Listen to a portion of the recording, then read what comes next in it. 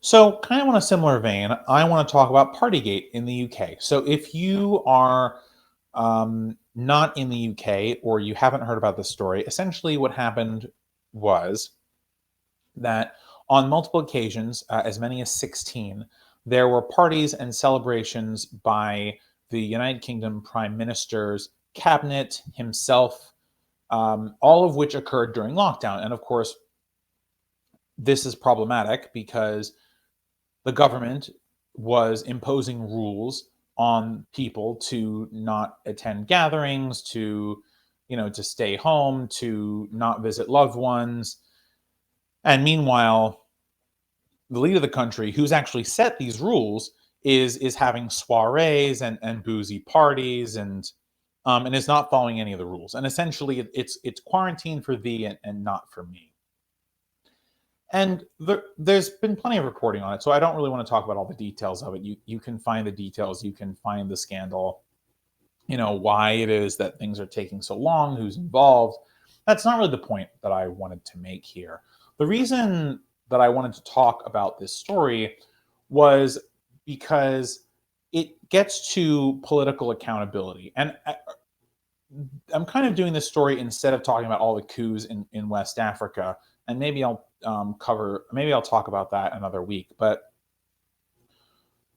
we democracy, and actually many types of government, but especially democracy, is very fragile. And I've mentioned this on the show before. Essentially, there are just too many ways that the population can lose confidence in a democratic system or in particular governments. And part of why the rule of law works in general is because, especially in a democratic context, is because people understand that rules are universally applicable. Now, we could go down a whole rabbit hole about how they haven't been, or how there's been bills of attainder, which is essentially laws that pertain to certain people or types of people, or there's all sorts of ways that you can undercut that argument. But just starting from a fundamental basic level, laws work because we as a society have agreed to the social contract under which we follow laws, right? And the social contract typically is, we follow laws and pay taxes in exchange for government benefits, safety, and all sorts of stuff, right? Right. And by the way, lockdown is a form of safety. So in some ways, right? So the rule of lockdown, we agree to that in order to promote public safety. And lots of people in Britain were practicing, actually almost everybody in Britain was practicing quarantine and lockdown behavior. People were missing family gatherings. They were not able to say goodbye to loved ones as they died from coronavirus or from other things. And generally, it's just a depressing and sad situation. So when you have someone at the top who says, well, rules for you and not for me, I don't care. I'm going to do what I want. And we're just going to kind of keep this hush hush. Nobody has to know. You start to lose confidence that the system works for you.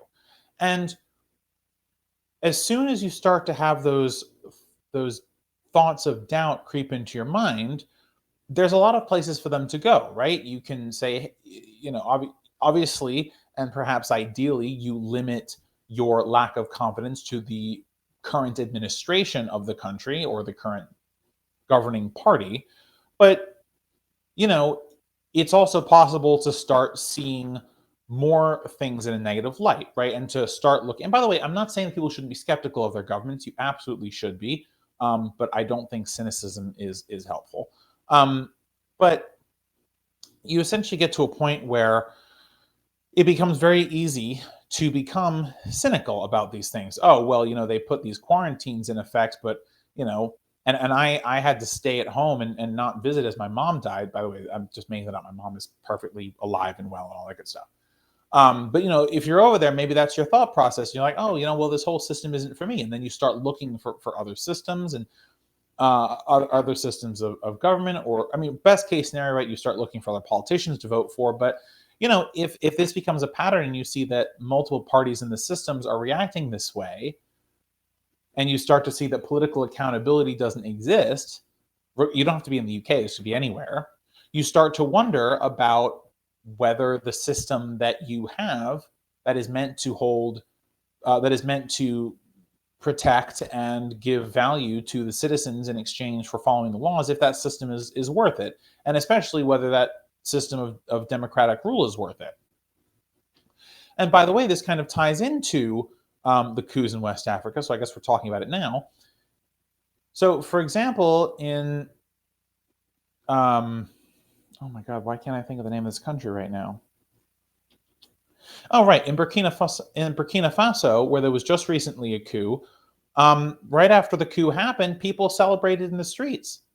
There wasn't protest or anything. So, you know, and the reason that there was a coup in that country was because there had been a democratic process. They had elected in people who promised that they were going to protect the citizens from the terrorist threats. That they were going to equip the military with the weapons it needed to fight off the terrorist threats in the area. And they didn't do that, and people lost confidence in the system. And I actually believe this only occurred under one political administration. So this is an example where you can have those doubts creep in, and instead of directing them at a particular administration, you direct them at a form of government, so that when the military took over, people were actually fine with it. There's like, okay, well, the civil government and the democratically elected government, they weren't doing anything for us. So, hey, if the military takes over, it won't be so bad. And this is really dangerous, because once you get the population to agree that democracy isn't the way to go, or to assent to a coup or some other non-democratic takeover, it's very difficult to get back to democracy, partially because the people who are at the top are not going to want to relinquish power, and they have shut down the only mechanisms available for the transfer of power, right? So you then are stuck in a situation where the governed have almost no say in what the government does, and who it consists of, and then you just kind of have to hope and pray that they do what you want them to do. So to go back to Boris Johnson and the UK, if you set rules, if you make promises, if you declare that certain things are being done for the good and welfare, for the safety of the country, you have to participate full throttledly, wholeheartedly in this endeavor. Because if it's a do as I say, not as I do system, people are going to decide that system is no good. And once you get rid of that system, it's almost impossible to go back. Now, British democracy is pretty solid. I doubt it's really going anywhere. But I thought the same thing about American democracy. And 2 years ago, the former president attempted to steal an election by substituting illegal electors. So these things can happen very quickly. And if you look at the ways that democracies die, they don't often die over long periods of time. The death of democracy is actually quite quick. It's the establishment of democracy, the establishment of government types that allow people to have participation in their government, that takes so long to build up that trust, to build up that accountability in the system. So one of the best ways that we can protect democracy and all participatory forms of government is to hold our leaders accountable, whether internally or externally. Because the more that you hold your leadership accountable, the more likely it is that people will see the system as being fair and just and not needing to be changed. So whether it's Britain or Burkina Faso, we need to strive towards participatory government as much as possible. It's just the fairest system to the citizenry of any given country. But also, and more importantly, once we have those systems, or regardless of what system we have, in order for that system to continue to exist, for people to continue to buy into it, there has to be political accountability. And whether you do that through mass media, or whether you do it through protests or the ballot box, or you throw out the prime minister, or whatever it is, if there is no accountability for the misdeeds of political leaders, and it becomes a pattern where that is the case, you will eventually find that the system that you've grown accustomed to is no longer a viable system of government. So this is just kind of a warning. I know this story went all over the place, but hold people accountable that need to be held accountable. And for God's sake, get rid of Boris Johnson. God, he's awful. Oh my God. Just get rid of him already. Thanks for watching this video, guys. If you liked it, throw a like on it, share with your friends, and subscribe for more of our content. You can also find all of our videos and clips on youtube.com. Just search Let Them Eat Bread and you'll find all of our content. Alright guys, see you next time. Bye for now.